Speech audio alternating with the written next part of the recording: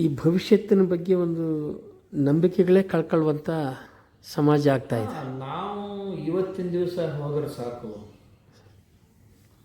ಆಮೇಲೆ ನಾಳಿನ ದಿವಸ ನಾವು ಏನು ಮಾಡಬೇಕು, ನಾಳೆಗಾಗಿ ಏನು ಇಡಬೇಕು ಅಂದರೆ ಒಂದು ಮಹಾಪ್ರಳಯ ಬರ್ತಾ ಇದೆ.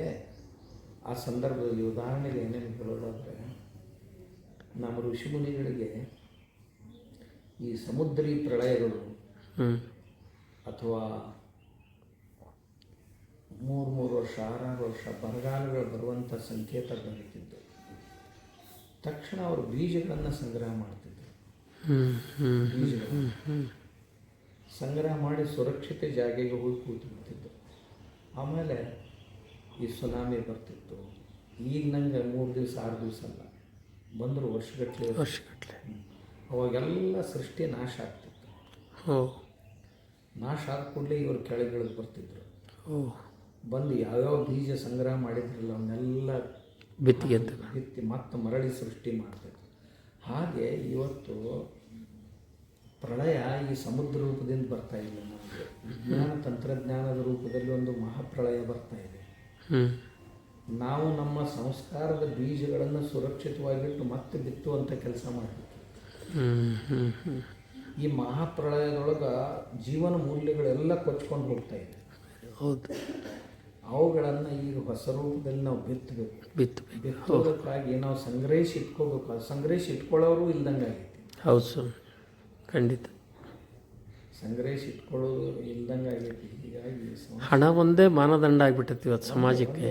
ಹಣ ಒಂದೇ ಮಾನದಂಡ. ಹಣ, ಮಾನ, ಪ್ರತಿಷ್ಠೆ. ಹೌದು, ಎಲ್ಲ ವ್ಯಕ್ತಿಗಳಿಗೂ ಸಮ್ಮಾನ ಗೌರವ ದೊರಿಬೇಕಿದು ಸರಿ, ಆದರೆ ಅದು ಯೋಗ್ಯ ಮಾರ್ಗದಿಂದ ದೊರೆಯಬೇಕು. ಮಾರ್ಗ ಯೋಗ್ಯ ಏನಕ್ಕೇನ ಪ್ರಕಾರೇಣ ಪ್ರಸಿದ್ಧ ಪುರುಷೋತ್ತಮ. ಏನಕ್ಕೇನು ಪ್ರಕಾರದಿಂದಲ್ಲ. ನಿಜ. ಇದು ಅದಕ್ಕೆಲ್ಲರೂ ಹೊಣೆಗಾರರಲ್ಲ ಸ್ವಾಮೀಜಿ. ಹೌದು, ನಾವೆಲ್ಲರೂ ಏನು ಮಾಡ್ತೀವಿ, ಭಾಳ ಕೂಡಲೇ ಈ ಭ್ರಷ್ಟಾಚಾರ, ರಾಜಕಾರಣಿಗಳು, ಅಧಿಕಾರಿಗಳು ಅವ್ರಿಗೆ ದೂಷಣೆ ಕೊಡ್ತೀವಿ. ಮುಖ್ಯ ನಮ್ಮ ಕಾಲದಲ್ಲಿ ಇರ್ತಾನೆ, ನಾವಿಲ್ಲಿ ನೋಡ್ಕೊಡ್ತೀವಿ. ಒಬ್ಬ ಮತದಾರ ತಾನು ಪ್ರಾಮಾಣಿಕವಾಗಿ ಮತದಾನ ಮಾಡಿದ ಒಳ್ಳೆಯ ವ್ಯಕ್ತಿಗೆ ಅಂದರೆ ಈ ಸಮಸ್ಯೆ ಎಲ್ಲ ನಿಂತು ಹೋಗುತ್ತೆ. ಎಲ್ಲವೂ ನಿಂತು ಹೋಗುತ್ತೆ. ಇವನೇ ಹಣ ತಗೊಂಡು ಮತ್ತೇನೋ ವಸ್ತು ತಗೊಂಡು ಮತದಾನ ಮಾಡ್ತಾನಂದಾಗ ಒಳ್ಳೆಯದನ್ನು ನಿರೀಕ್ಷೆ ಏನು ಮಾಡೋಕ್ಕೆ ಸಾಧ್ಯ ಆಗುತ್ತೆ. ಆಮೇಲೆ ಒಳ್ಳೆಯ ಜನರು ನಿಲ್ಲಿಕ್ಕೆ ಹೇಗೆ ಸಾಧ್ಯ ಇದೆ? ಯಾಕಂದ್ರೆ ಒಳ್ಳೆಯ ಜನರಿಗೆ ಕೊಡ್ಲಿಕ್ಕೆ ಏನೂ ಇಲ್ಲ. ಅವ್ರು ಹೆಂಗೆ ಮಾಡ್ಲಿಕ್ಕೆ ಸಾಧ್ಯ? ನಿಜ. ಅವ್ರು ಒಳ್ಳೆ ಜನರು ಅಂದರೆ ಅವರು ಈಗ ಅಂತಾರೆ ಎಲ್ಲರೂ ಕೆಟ್ಟವರೇ ಅದಾರೆ, ಅದರೊಳಗೆ ಒಬ್ಬನ ಆರಿಸ್ಬೇಕು ನಾವು ಅಂತ ಹೇಳ್ತಾರೆ. ಹಾಗಂದ್ರೆ ಅದಕ್ಕೇನು ಅರ್ಥ ಐತೇನು? ನೀವು ಒಳ್ಳೆಯವ್ರನ್ನ ಆರ್ಸಕ್ಕೆ ತಯಾರಾಗ್ರಿ, ಈ ವರ್ಷ ಬಿಟ್ಟು ಮುಂದಿನ ವರ್ಷ ಯಾಕೆ ಹೋಗಲ್ಲಕ್ಕ ಒಳ್ಳೆಯವ್ರು ಬಂದು ನಿಂತಿರ್ತಾರೆ. ಯಾರ ಹತ್ರ ಹಣ ಇಲ್ಲ, ಗುಣ ಅದಾವ, ಅವ್ರು ಬಂದು ನಿಲ್ತಾರೆ. ನಿಜ. ಇವತ್ತಿಲ್ಲ ನಾಳೆ ಆರಿಸಿ ಬರ್ತಾರೆ. ಇದೊಂದು ಸಾರಿ ಹೋಗಲಿ, ಮುಂದಿನ ಸಾರಿ ಆದರೂ ಬರ್ತಾರೆ ಅವರು. ಸಾಮಾನ್ಯ ಜನರು ಈ ವಿಚಾರ ಮಾಡಿ ಆಮೇಲೆ ನಾವು ಯಾರ್ಯಾರಿಗೆ ಬೈತೀವಲ್ಲ ಅವರೆಲ್ಲರೂ ನಮ್ಮ ಅಣ್ಣ ತಮ್ಮಂದಿ. ಹೌದು, ನಮ್ಮ ಮನೆಯವರೇ ಅವರು, ನಮ್ಮ ಸಂಬಂಧಿಕರೇ ಅವರು, ಬೇರೆಯವರಲ್ಲ. ಆದರೆ ನಾವೇನು ಮಾಡ್ತೀವಿ, ನಾನು ಒಬ್ಬನೇ ಈ ಪೃಥ್ವಿಯೊಳಗೆ ಪ್ರಾಮಾಣಿಕ, ಉಳಿದವರೆಲ್ಲರೂ ಭ್ರಷ್ಟರು. ಮತ್ತು ಎಲ್ಲದಕ್ಕೂ ಕಾರಣ ಅವರು, ನಾನು ಯಾವುದಕ್ಕೂ ಕಾರಣ ಅಲ್ಲ ಅಂತ ಅಂದ್ಕೊಳ್ತೀವಿ. ಹೌದು, ಇಲ್ಲ, ನಾವು ಕಾರಣರದೀವಿ. ನಾವು ಆ ವ್ಯವಸ್ಥೆಗೆ ಯಾರೇ ಇರಲಿ, ನಾವು ಒಳ್ಳೆಯವರು ಇರಲಿ ಕೆಟ್ಟವ್ರು, ನಾವು ಸ್ವಲ್ಪ ಕಾರಣರದೇ ಅದೇ ನಾವು ಆಶೀರ್ವಾದ ಮಾಡಿರ್ತೀವಿ. ಹೌದು, ಖಂಡಿತ.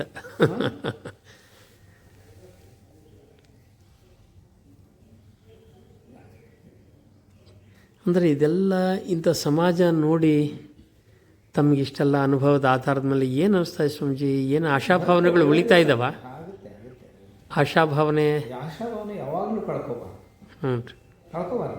ಕಳ್ಕೊಂಡ್ರೆ ಬದುಕಿಗೆ ಅರ್ಥನೂ ಉಳಿಯೋದು. ಎಂದೆಲ್ಲ ನಾಳೆ ಒಳ್ಳೆಯದು ಆದಿತ್ತು. ಸ್ವಲ್ಪ ಅವ್ರ ಸಂಖ್ಯೆ ಆದರೂ ಹೆಚ್ಚಾಗಿತ್ತು. ಈ ಜಗತ್ತನ್ನು ನೋಡಿ, ಈ ಜಗತ್ತಿನೊಳಗೆ ಒಳ್ಳೆಯದು ಕೆಟ್ಟದ್ದಂತೂ ಇರೋದು ಅನಾದಿ ಕಾಲದಿಂದಲೂ ಬಂದಿದೆ. ಹಿಂಗಂತ ತಿಳ್ಕೊಂಡು ಒಳ್ಳೆಯದನ್ನು ಯಾರೂ ಬಿಟ್ಟಿಲ್ಲ. 101 ಜನ ಕೌರವರಿದ್ದರೂ ಸಹಿತ 5 ಜನ ಅವ್ರ ವಿರುದ್ಧ ಹೋರಾಟ ಮಾಡಿದರು. ಹೌದು, ಇತಿಹಾಸದ ಪಾಠ. ಆಮೇಲೆ ಎಲ್ಲವನ್ನೂ ಸರಿ ಮಾಡ್ತಾ ನಾವು ಹೋದಾಗ ಒಂದೊಂದು ಸಾರಿ ನಮ್ಮ ಕಾಲ ಕೆಳಗೆ ಬೆಂಕಿ ಹಾಕ್ತಾವೆ. ಹೌದು, ಭಾಳಷ್ಟು ಆಗ್ತವೆ. ಆಗ್ತದೆ. ಕೃಷ್ಣ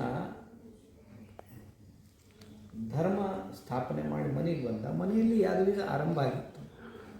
ಕಲಿಯುಗ ಬಂತೇನು ಹೋಗ್ತೀನಿ ಅಂತ ಹೋಗ್ಬಿಟ್ಟು. ಹೌದು, ಏನು ಮಾಡೋದು? ನಿಜ ನಿಜ ನಿಜ ಸ್ವಾಮಿ. ಅಲ್ಲಿ ಆಗುತ್ತೆ ಅಂತ ತಿಳ್ಕೊಂಡು ಯಾರೂ ಬಿಟ್ಟಿಲ್ಲ, ಬಿಡಬಾರ್ದು. ಹ್ಞೂ ಅವರ ಅವತಾರ ಕಾರ್ಯ ಯಾವುದಕ್ಕಾಗಿತ್ತು ಅವ್ರು ಮುಗಿಸಿದ್ರು. ಹ್ಞೂ ಅವ್ರ ಕೆಲಸ ಹಿಂದಿನದಕ್ಕಾಗಿರಲಿಲ್ಲ, ಅಲ್ಲಿದ್ದಕ್ಕಿತ್ತು. ಹ್ಞೂ ಆ ಕೆಲಸ ಮುಗಿಸಿ ಬಂದರು. ಸರಿ ಇದೆ ಸ್ವಾಮಿ. ಯಾವ ಧರ್ಮ ಸ್ಥಾಪನೆಗಾಗಿ ಅವ್ರು ಬಂದಿದ್ರು ಆ ಕೆಲಸ ಮುಗಿಸಿದ್ರು. ಈ ಕೆಲಸಕ್ಕೆ ಮತ್ತೆ ಬೇರೆಯವ್ರು ಬರ್ತಾರೆ, ಅವ್ರು ಮಾಡ್ತಾರೆ. ಯುವಶಕ್ತಿಗೆ ಇವತ್ತು ಏನಾಗ್ತಿದೆ ಸ್ವಾಮೀಜಿ, ಅವರಲ್ಲಿ ಯಾವುದ್ರ ಬಗ್ಗೆನೂ ಶ್ರದ್ಧೆ ಉಳಿತಾ ಇಲ್ಲ.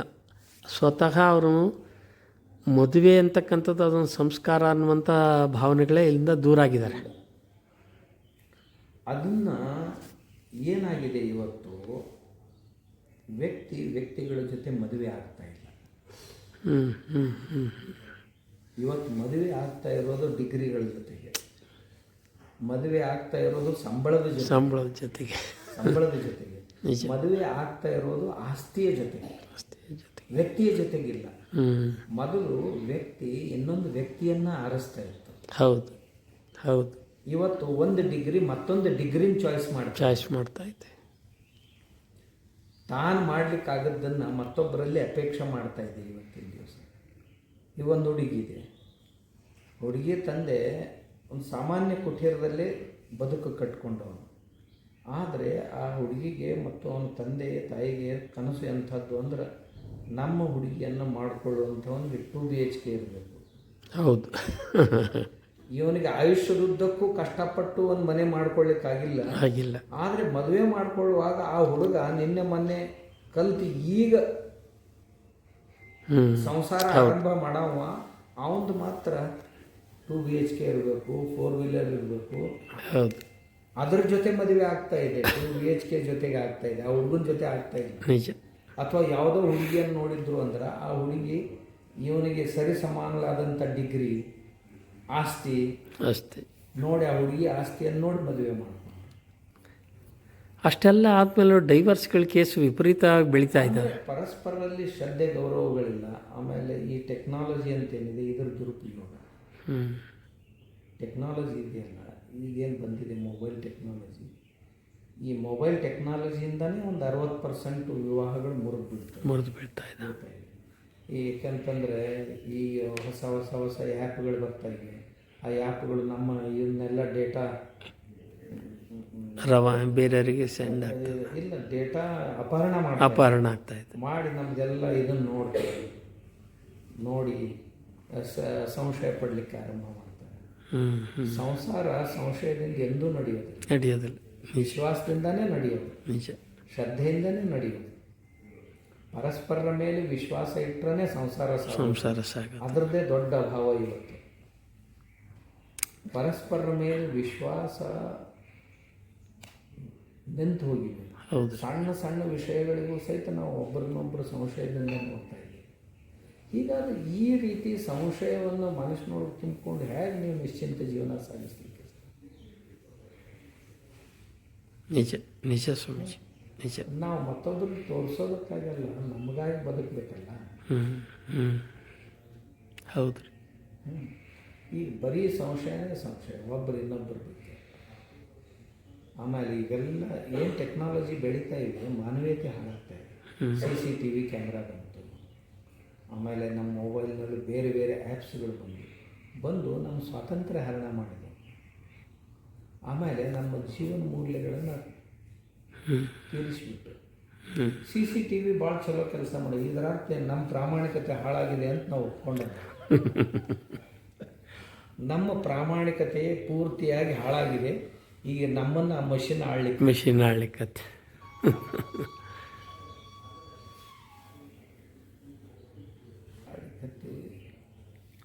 ಆಗ್ತಾ ಇದೆ. ಅದರಲ್ಲೇ ಮತ್ತೆ ಹೊಸ ಹೊಸದು ಬರಲಿಕ್ಕತ್ತಿವೆ. AI ಟೆಕ್ನಾಲಜಿ ಅಂತ. ಹೌದು, AI ಟೆಕ್ನಾಲಜಿ ಮನುಷ್ಯನ ಬರಬೇಕು, ಎಲ್ಲಿ ಬೇಕೋ ಅಲ್ಲಿ ಬಳಸ್ಬೇಕು. ಅದನ್ನು ಆದರೆ ಎಲ್ಲಿ ಬಳಸಬಾರ್ದು ಅಲ್ಲೇ ಅಲ್ಲೇ ಬಳಸೋದು. ಉಪಯೋಗ ಆಗ್ತಾ ಇದೆ. ಹೌದು ಸ್ವಾಮೀಜಿ. ನಿಮಗೆ ಎಲ್ಲಿ ಮಿಲಿಟ್ರಿಯಲ್ಲಿ ಬಳಸಬೇಕಾಗಿದೆ, ಇಂಟೆಲಿಜೆನ್ಸ್ನಲ್ಲಿ ಇಂಟೆಲಿಜೆನ್ಸ್ ಬಳಸಬೇಕಾಗಿದೆ, ಅಲ್ಲಿ ಬಳಸ್ರಿ ಸಾಕಷ್ಟು. ಅಥವಾ ಎಲ್ಲಿ ಪ್ರೊಡಕ್ಷನ್ನಲ್ಲಿ ಬಳಸಬೇಕಾಗಿದೆ ಅಲ್ಲಿ ಬಳಸ್ರಿ. ಆದರೆ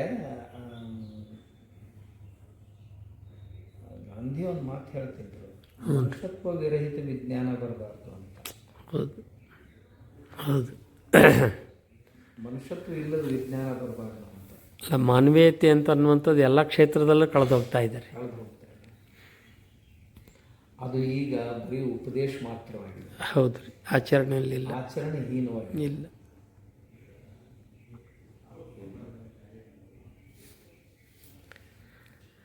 ಸ್ವಾಮೀಜಿ, ಕೊನೆಯದಾಗಿ ನಮ್ಮದೊಂದು ಪ್ರಶ್ನೆ. ಈ ಮಾನವ ಸಂಪನ್ಮೂಲ ಸಂಪೂರ್ಣ ಹಾಳಾಗ್ತಾ ಇದೆ ಎಲ್ಲ ದೃಷ್ಟಿಯಿಂದ. ಇಷ್ಟೊತ್ತು ತಾವು ಚರ್ಚೆ ಮಾಡಿದ್ದು ಅದನ್ನೇ. ಈ ಮಾನವ ಸಂಪನ್ಮೂಲವನ್ನು ಮತ್ತೆ ಪುನಃಸ್ಥಾಪನೆ ಮಾಡಲಿಕ್ಕೆ ತಮ್ಮಿಂದ ಏನಾದರೂ ಒಂದು ಮಾರ್ಗದರ್ಶನ? ನೋಡಿ, ಮಾನವ ಸಂಪನ್ಮೂಲ ನಮ್ಮ ದೇಶದಲ್ಲಿ ಹಾಳಾಗ್ತಾ ಇರೋದು ಒಂದು ಅಂದರೆ ಆರೋಗ್ಯದಿಂದ ಹಾಳಾಗ್ತಾ ಇದೆ. ಅವನ ಶ್ರಮಶಕ್ತಿ ಕಡಿಮೆ ಆಗ್ತಾ ಇದೆ. ಒಬ್ಬ ಮನುಷ್ಯ 100 ವರ್ಷ ಬದುಕಬೇಕಾದವನು ಈಗ ಕಡಿಮೆ ಬದುಕ್ತಾ ಇದ್ದಾನೆ ಒಂದು. ಆಮೇಲೆ ರೋಗರಹಿತ ಜೀವನ ಸಾಗಿಸಿದ್ದ ಅಂದರೆ ಅವನ ಶಕ್ತಿ ತುಂಬ ಇರ್ತಿತ್ತು. ಈಗ ಎಲ್ಲ ರೋಗಗಳ ಜೊತೆ ಅವ ಇರಬೇಕು, ಅದರಿಂದ ಅವನ ಶಕ್ತಿ ಕ್ಷೀಣಿಸ್ತಾ ಇದೆ. ಆಮೇಲೆ ಆ ಶರೀರ ಕ್ಷೀಣ ರೋಗಗಳ ಜೊತೆ ಸಂಘರ್ಷ ಮಾಡ್ತಿತ್ತು ಅಂದ್ರೆ ಅದಕ್ಕೆ ಬುದ್ಧಿ, ಮನಸ್ಸು ಇವು ಸಹಿತ ಅದರ ಪರಿಣಾಮಕ್ಕೊಳಗಾಗ. ಹೀಗಾಗಿ ನಮ್ಮ ಶಕ್ತಿ ದಿನದಿಂದ ದಿನಕ್ಕೆ ಕಡಿಮೆ ಆಗ್ತಾ ಇದೆ, ದೇಶದ ಶಕ್ತಿ, ಯುವಕರು. ಆಮೇಲೆ ಅದರ ಜೊತೆಗೆ ಈ ಹೊಸ ಹೊಸ ವ್ಯಸನಗಳು ಹೌದು ದೇಶದಲ್ಲಿ, ವಿದೇಶಿ ಶತ್ರು ರಾಷ್ಟ್ರಗಳು ಏನದಾವು ಅವು ನಮ್ಮ ದೇಶದ ಶಕ್ತಿಯನ್ನು ಕಡಿಮೆ ಮಾಡೋದಕ್ಕೆ ಇಂಥ ಕೆಲವೊಂದು ಈ ವಿಜ್ಞಾನ ತಂತ್ರಜ್ಞಾನದ ಮೂಲಕವಾಗಿ ಕೆಲವೊಂದು ವಿಷಯಗಳನ್ನು, ಆಮೇಲೆ ವ್ಯಸನಗಳು ಇವನ್ನೆಲ್ಲ, ಆಮೇಲೆ ಇನ್ನು ಕೆಲವೊಂದು ಕಲ್ಚರ್ ಸಂಸ್ಕೃತಿಯನ್ನು ಮಾಡ್ತಾರೆ. ಈಗ ಕಿಚನ್ಲೆಸ್ ಹೋಮ್ ಅಂದರೆ ಈ ಶಹರಗಳಲ್ಲಿ ಕಿಚನ್ಲೆಸ್ ಹೋಮ್ ಸಂಸ್ಕೃತಿ ಬರ್ತಾ ಇದೆ. ಹೌದು. ಅಂದರೆ ಬೆಳಗಿನ ಉಪಹಾರದಿಂದ ಹಿಡ್ಕೊಂಡು ರಾತ್ರಿ ಮಲಗುವವರೆಗೂ ಹೊರಗಿಂದ ತಂತಿನ ನಮ್ಮ ಸ್ವಾಸ್ಥ್ಯ ಹೇಗೆ ಉಳಿಯೋದು. ಆಮೇಲೆ ಎರಡನೇದು ಈ DINK family system, DINK, double income no kids.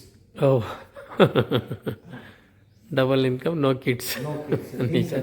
DINK family system ಹೆಚ್ಚಾಗ್ತಾ ಇದೆ ಶಹರಗಳು. ಹೌದು. ನಮ್ಮದು ಮಕ್ಕಳೇ ಬೇಡ, ಯಾವ ಜವಾಬ್ದಾರಿನೂ ಬೇಡ, ಯಾವ ಜವಾಬ್ದಾರಿನೂ ನಮಗೆ ಬೇಡ. ಆಮೇಲೆ ಮದುವೆ ಅನ್ನೋ ಬಂಧನ ಬೇಡ, ನಾವು ಲೀವಿಂದಲ್ಲೇ ಇರ್ತೀವಿ. ಹೌದು ಹೌದು ಹೌದು. ಅಂದರೆ ಜವಾಬ್ದಾರಿನೂ ಇಲ್ಲ, ಸ್ವೈರಾಚಾರ. ಹೌದು. ಇವುಗಳಿಂದ ಯಾವ ದೇಶ ಸಮಾಜ ಕಟ್ಟಲಿಕ್ಕೆ ಆಗ್ತದೆ? ಪ್ರಾಣಿಗಳು ಹಾಗೆ ಇಟ್ಕೊಂಡು ಅಷ್ಟೇ. ಅದೊಂದು ಸಂಸ್ಕೃತಿ ಬೆಳೆಸ್ತಾ ಇದ್ದಾರೆ. ಈಗ ವಿದೇಶಿಯದಲ್ಲಿತ್ತು, ಅದು ಇಂಡಿಯಾದಲ್ಲಿ ಬರ್ತಾ ಇದೆ, ಭಾಳ ಪ್ರಬಲವಾಗಿ ಬೆಳೀತಾ ಇದೆ. ಅದರ ಬಗ್ಗೆ ಯಾರೂ ಗಮನ ಸೇರಿಸ್ತಾ ಇಲ್ಲ. ಆಮೇಲೆ ಒಂದು ಮಗುವಿನ ಪದ್ಧತಿ ಏನು ಬಂತು, ಇದರಿಂದನೂ ಸಹಿತ ಸುಮಾರು ರೋಗಗಳು. ಆಮೇಲೆ ತಾಯಿ ಆದವಳು ಮಗುವಿಗೆ ಹಾಲು ಕುಡಿಸದೆ ಇದ್ದರೆ ಬ್ರೇಸ್ಟ್ ಕ್ಯಾನ್ಸರು ಎಷ್ಟು ಪ್ರಮಾಣದಲ್ಲಿ ಹೆಚ್ಚಾಗಿದೆ ಅನ್ನೋದನ್ನು ಈಗೇನು ಸಂಶೋಧಕರು ಹೇಳ್ತಾ ಇದ್ದಾರೆ, ಅದ್ರ ಕಡೆ ಯಾರ್ದೂ ಗಮನ ಇಲ್ಲ. ನನಗೆ ನನ್ನ ಸೌಂದರ್ಯ ಮುಖ್ಯ, ಹೌದ್ರಿ, ಮಗುವಿಗೆ ಹಾಲು ಕುಡಿಸೋದು ಮುಖ್ಯ ಅಲ್ಲ ಅಂತ. ಹಾಲು ಕುಡಿಸಿದ್ರೆ ಆ ಮಗುನೂ ಸಹಿತ ಚೆನ್ನಾಗಿ ಬೆಳೀತಿತ್ತು.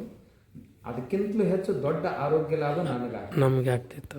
ಆಮೇಲೆ ಮಕ್ಕಳಿಂದಾಗಿ ನನ್ನ ಗರ್ಭಾಶಯದ ಕ್ಯಾನ್ಸರು ಮತ್ತು ಗರ್ಭಾಶಯದ ಸಮಸ್ಯೆಗಳು, ಮಗುವಿಗೆ ಜನ್ಮ ಕೊಡೋದ್ರಿಂದ ರಕ್ತ ಪರಿಚಲನೆಯ ಇದು ಏನು ಆಗ್ತಿತ್ತು, ಆ ತಾಯಿಗೆ ರೋಗಗಳು ಕಡಿಮೆ ಇರ್ತಿದ್ವು ಅಂತ ಇತ್ತೀಚಿನ ಸಂಶೋಧಕರ ಸಂಶೋಧನೆಗಳು. ಆ ತಾಯಿ ಅದನ್ನು ಬಿಟ್ಟು ಕೊಡ್ತಾ ಇರೋದ್ರಿಂದ ಅವಳಿಗೆ ರೋಗಗಳು ಹೆಚ್ಚಾಗ್ತವೆ. ಅವುಗಳ ಕಡೆಗೆ ತಾಯ್ತನವನ್ನು ತಡವಾಗಿ ಮದುವೆ ಆಗೋದ್ರಿಂದ ಬರುವಂಥ ರೋಗಗಳು, ಸಮಸ್ಯೆಗಳು ಬೆಳೀತಾ ಇವೆ. ಆಮೇಲೆ ಅದಕ್ಕಾಗಿ ಮತ್ತೆ ನಾವು ಕೆಲವೊಂದು ಮೆಡಿಸಿನ್ಸ್ ಯೂಸ್ ಮಾಡೋಕ್ಕೆ ಶುರು ಮಾಡ್ತೀವಿ. ಹೌದು. ಎಲ್ಲ ಕಾಲ ಮೀರಿ ಹೋದ ನಂತರ ಮಕ್ಕಳು ಪಡಿಬೇಕಾದ್ರೆ ಮತ್ತೆ ಏನೋ ಹಾರ್ಮೋನ್ಸು, ಬೇರೆ ಪರಿಣಾಮ ಎಲ್ಲ ಶರೀರದಲ್ಲಿ. ಹೀಗಾಗಿ ಒಟ್ಟು ಶಕ್ತಿ ಕಡಿಮೆ ಆಗ್ತಾ ಇದೆ, ದೇಶದ ಶಕ್ತಿ. ಇದು ದೇಶದ ಶಕ್ತಿನೇ ಅಲ್ಲ. ಹೌದು, ಮಾನವ ಸಂಪನ್ಮೂಲ ದೊಡ್ಡ ಶಕ್ತಿ ಅಲ್ಲ. ಸಂಪನ್ಮೂಲಕ್ಕಿಂತಲೂ ದೊಡ್ಡ ಸಂಪನ್ಮೂಲ ಏನಿದೆ. ಹೌದು ರೀ. ಅದನ್ನು ಯಾವ್ಯಾವ ರೀತಿಯಿಂದ ನಾವು ರಕ್ಷಿಸಬೇಕು ಅನ್ನೋದಕ್ಕೆ ಇದು ನಮ್ಮ ನೈತಿಕ ನೆಲೆ ಅನ್ನೋದು ಭಾಳ ಮುಖ್ಯವಾಗಿತ್ತು. ಅದು ಹಾಳಾಗ್ತಾ ಇರೋದ್ರಿಂದ ಉಳಿದು ಸಹಿತ ಹಾಳಾಗ್ತಾ ಇದೆ. ನಾವು ನಮ್ಮ ಜವಾಬ್ದಾರಿಯನ್ನು ಮರೆತು ಬಿಡ್ತಾ ಬಿಟ್ಬಿಡ್ತಾ ಇದ್ದೀವಿ. ಹೌದು, ನಮಗೆ ಪ್ರತಿಯೊಂದು ವಯಸ್ಸಿನಲ್ಲಿಯೂ ಸಹಿತ ಒಂದೊಂದು ಜವಾಬ್ದಾರಿ ಇದೆ. ಖಂಡಿತ. ನಮ್ಮ ಆಯುಷ್ಯದ ಪ್ರತಿಯೊಂದು ಹಂತಗಳಲ್ಲಿ ಮಕ್ಕಳಾಗಿದ್ದಾಗಿನ ಜವಾಬ್ದಾರಿ ಬೇರೆ, ಯುವಕರಾಗಿನ ಜವಾಬ್ದಾರಿ ಬೇರೆ, ಆನಂತರದ ಜವಾಬ್ದಾರಿಗಳು, ವೃದ್ಧಾಪ್ಯದ ಜವಾಬ್ದಾರಿಗಳು ಅಂತ ಏನದಾವಲ್ಲ, ಅವನ್ನ ಇಲ್ಲಿ ಇವನ್ನ ಅಲ್ಲಿ ಮಾಡಬೇಕಾಗುತ್ತೆ. ಆಯಾ ಸ್ತರಗಳಲ್ಲಿ ಆ ಜವಾಬ್ದಾರಿಗಳನ್ನು ನಾವು ತೊರಿಬಾರ್ದು. ಅದರಿಂದನೇ ಇದು ರಕ್ಷಣೆ ಆಗೋದು. ಧರ್ಮಕ್ಷೇತ್ರ ಈ ಜವಾಬ್ದಾರಿಗಳನ್ನು ಅವರ ಮೇಲೆ ಅರಿವು ಮೂಡಿಸುವಲ್ಲಿ ಧರ್ಮಕ್ಷೇತ್ರ ಇವತ್ತಿನ ದಿವಸ ಬಹಳ ವಿಫಲ ಆಗಿದೆ. ಧರ್ಮಕ್ಷೇತ್ರದಲ್ಲಿ ಆ ಮಾತುಗಳನ್ನೇ ಯಾರು ಮಾತಾಡೋದಿಲ್ಲ. ಧರ್ಮಕ್ಷೇತ್ರದಲ್ಲಿಯೂ ಸಹಿತ ಧರ್ಮಕ್ಷೇತ್ರದ ಉಪದೇಶಗಳು ಬಹಳ ಬದಲಾವಣೆ ಆಗಿದೆ. ಧರ್ಮಕ್ಷೇತ್ರ ಈಗ ಸಮಾಜ ಸುಧಾರಣೆ ಕೆಲಸ ಮಾಡಲಿಕ್ಕೆ ಹೊರಟಿದೆ. ಧರ್ಮ ರಕ್ಷಣೆ ಕೆಲಸ ಮಾಡ್ತಾ ಇಲ್ಲ, ಸಮಾಜ ಸುಧಾರಣೆ ಕೆಲಸ ಮಾಡಿ. ಯಾವುದನ್ನು ರಾಜನೀತಿಜ್ಞರು ಮಾಡಬೇಕಾಗಿತ್ತಲ್ಲ ಅದನ್ನು ಧರ್ಮಶಾಸ್ತ್ರ ಮಾಡ್ತಾರೆ. ಇದು ಅತಿ ಅಪಾಯದ ಸೂಚನೆ. ಅದೇ ತಮ್ಮ ಕೆಲಸ ಮಾಡೋದು ಬಿಟ್ಟು ಸಾಧನೆಗಳನ್ನು ಹೇಳ್ಕೊಡೋದು ಬಿಟ್ಟು, ಹೌದು, ನಮ್ಮ ಸಾಧನೆಗಳು ಸಮಾಜದಲ್ಲಿಯ ಇದನ್ನು ಕಡಿಮೆ ಮಾಡಬೇಕಾಗಿತ್ತು. ಹೌದು, ಏರುಪೇರುಗಳನ್ನು ಕಡಿಮೆ ಮಾಡಬೇಕಾಗಿತ್ತು. ನಾವು ಸಾಧನೆಯನ್ನು ಪೂರ್ತಿ ಶೂನ್ಯಗೊಳಿಸಿ ಶುಷ್ಕ ಸಮಾಜ ನಿರ್ಮಾಣ ಮಾಡಲಿಕ್ಕೆ ಶುಷ್ಕ ಸಮಾಜ ಏನೋ ಕೇಳೋದಕ್ಕೆ ಶಬ್ದಗಳು ಚೆನ್ನಾಗಿರ್ತವೆ ಅಷ್ಟೇ, ಚಪ್ಪಾಳೆ ಪೂರ್ತಿ ಭಾಷಣ ಏನೋ ಇದೆ. ಆಮೇಲೆ ನಮ್ಮಲ್ಲಿ ಎಲ್ಲ ಸಂತರು ಶರಣರು ಯಾವ ಜಾತಿ ಮತ್ತು ಪಂಥಗಳ ಇದಕ್ಕೆ ಸಿಕ್ಕೊಳ್ಳದೆ ಕೆಲಸ ಮಾಡ್ತಾಯಿದ್ರು. ಅವ್ರನ್ನೆಲ್ಲ ಹಿಡ್ಕೊಂಡು ಬಂದು ಒಂದೊಂದು ಜಾತಿಗೆ ಬೋರ್ಡ್ ಹಾಕಿತ್ತು. ಅವ್ರ ಮೊದಲು ಪಾಪ ಅವ್ರು ಆಗಿ ಹೋದವ್ರನ್ನ ಹಿಡ್ಕೊಂಡು ಬಂದು ಈಗ ಚೌಕಟ್ಟಿನಲ್ಲಿ ಹಾಕ್ತಾರೆ. ಭಾಳ ದೊಡ್ಡ ದುರಂತ ಇದು ಇತಿಹಾಸದಲ್ಲಿ. ನಿಜ, ಸ್ವಾತಂತ್ರ್ಯಕ್ಕಾಗಿ ಹೋರಾಟ ಮಾಡಿದ್ರು, ರಾಷ್ಟ್ರಕ್ಕಾಗಿ ಹೋರಾಟ ಮಾಡಿದ್ರು, ಜಾತಿಗೆ ಮೀಸಲಿ ಎಲ್ಲ ತಂದು ಜಾತಿ ಚೌಕಟ್ಟಿನೊಳಗೆ ಸಿಗಿಸ್ತಾರೆ. ಹೌದು, ಇದು ಬಹುದೊಡ್ಡ ಅಪಾಯದ ಸಂಕೇತ. ರನ್ನ ಒಬ್ಬ ಕವಿಯಾಗಿದ್ದ. ಹೌದು, ಅವನಿಗೊಂದು ಜಾತಿ. ನಿಜ ರೀ. ಪಂಪ ಒಬ್ಬ ಕವಿಯಾಗಿದ್ದ, ಹರಿಹರ ಒಬ್ಬ ಕವಿಯಾಗಿದ್ದ. ಅವ್ರನ್ನೆಲ್ಲ ತಂದು ಈಗ ಒಂದೊಂದು ಜಾತಿಗೆ. ಚೆನ್ನಮ್ಮ ಒಬ್ಬ ರಾಣಿ ದೇಶಕ್ಕಾಗಿ ದುಡಿದ್ಲು. ಅದ್ಭುತ. ಆ ಚೆನ್ನಮ್ಮನ ಈಗ ನಾವು ಒಂದು ಜಾತಿ ಇದನ್ನ ಅಲ್ಲ, ವೀರ ಅನ್ನುವಂಥ ಶಬ್ದನೇ ಅಲ್ಲಿ ಚೆನ್ನಮ್ಮನ ಜೊತೆಗೆ ಸೇರ್ಕೊಂಡಿತ್ತು. ಇವತ್ತು ಅದು ದುರಂತ. ಹೀಗೆ ಎಲ್ಲರನ್ನೂ ಆಗ್ತಾ ಇದೆ. ಹೌದು. ಇದು ಒಳ್ಳೆ ಬೆಳವಣಿಗೆ ಅಲ್ಲ. ದೇಶದ ದೃಷ್ಟಿಯಿಂದ, ಸಮಾಜದ ದೃಷ್ಟಿಯಿಂದ ಒಳ್ಳೆ ಬೆಳವಣಿಗೆ ಅಲ್ಲ. ಸ್ವಾಮೀಜಿ, ಒಂದು ಇವೆಲ್ಲ ಏನು ಅನರ್ಥಗಳು ನಡೀತಾ ಇದ್ದಾವಲ್ಲ, ಇವಕ್ಕೊಂದು ಪರ್ಯಾಯ ನಮ್ಮ ಸಂವಿಧಾನದಲ್ಲೇ ಕಾನೂನಲ್ಲಿ ಬದಲಾವಣೆ ತಂದು ಇದಕ್ಕೇನಾದರೂ ಸ್ವರೂಪ. ಕಾನೂನುಗಳಲ್ಲಿ ಏನಿಲ್ಲ. ಈಗ 302 ಇದೆ. ಕೊಲೆ ಮಾಡಿದರೆ ಮೃತ್ಯುದಂಡ ಆಗುತ್ತೆ. ಹೌದು, ಕೊಲೆಗಳು ನಿಂತಿವೆ. ಹಾಗೆ ಇನ್ನು ಹೊಸ ಕಾನೂನುಗಳನ್ನು ತರ್ತೀವಿ, ಪಾಲನೆ ಮಾಡಿದ್ರೆ ನಮ್ಮ ಜನರಿಗೆ ಏನಾಗಿದೆ, ಇವ್ರಿಗೆ ಧರ್ಮದಲ್ಲಿ ಶ್ರದ್ಧೆ ಇತ್ತು. ಇದು ಪುಣ್ಯ, ಇದು ಪಾಪ ಅಂತ ಹೇಳ್ಕೊಂಡು ಬಂದಿದ್ರು ನಮ್ಮ ಹಿರಿಯರು. ಆ ಶ್ರದ್ಧೆಯಿಂದ ನಡ್ಕೊಳ್ತಿದ್ರು. ಈ ಸಂವಿಧಾನ ಬಂದ ನಂತರ, ಕಾನೂನು ಶಾಸ್ತ್ರ ಬಂದ ನಂತರ ಧರ್ಮ ಹೊರಟು ಹೋಯಿತು, ನಂಬಿಕೆಗಳು ಕೆಲಸಕ್ಕೆ ಬಾರದಂತೆ ಆಯಿತು. ಹೌದು. ಆಮೇಲೆ ಆ ಸಂವಿಧಾನದಲ್ಲಿ ಶ್ರದ್ಧೆ ಇಲ್ಲ. ಹೌದು, ಯಾವುದು ಹೊಸ ಧರ್ಮಶಾಸ್ತ್ರ ಅಂತಂದು ಕೊಟ್ಟರು, ಅದರಲ್ಲಿ ನಮ್ಗೆ ಎಳ್ಳಷ್ಟು ಶ್ರದ್ಧೆ ಇಲ್ಲ. ಇದು ಕೆಲಸಕ್ಕೆ ಬರುವುದಿಲ್ಲ, ಅದರಲ್ಲಿ ಶ್ರದ್ಧೆ ಇಲ್ಲ. ನಾವು ಯಥೋಭ್ರಷ್ಟು ತಥೋಭ್ರಷ್ಟ. ಖಂಡಿತ.